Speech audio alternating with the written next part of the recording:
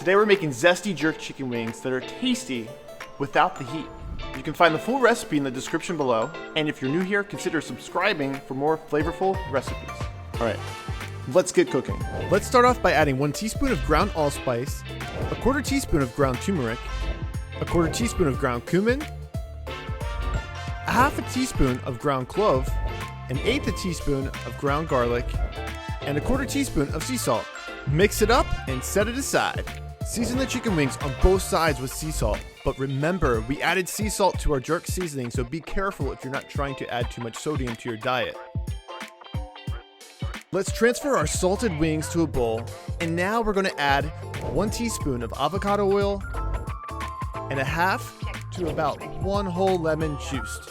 Mix until the lemon and oil coat the wings completely. Now let's season the chicken wings on both sides with our jerk spice. Remember, it's extremely important to season nice and high to prevent any clumps from forming on the chicken with the spice. Mix the wings to ensure that they're fully coated, and we're going to let marinate for about 10 minutes. You can marinate longer if you'd like as well.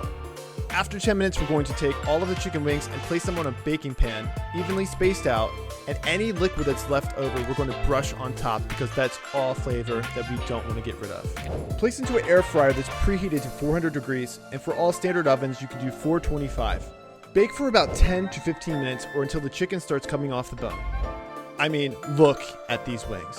They look so good. Stack your wings as high as you'd like and serve with a side of homemade sauerkraut or a cabbage slaw. Add some extra jerk spice and freshly chopped cilantro for garnish, and there you have it, Zesty Jerked Chicken Wings. If you enjoyed this recipe, hit that like button, and a big shout out to all of the patrons that help support this channel. Thanks for watching, and I'll catch you next time.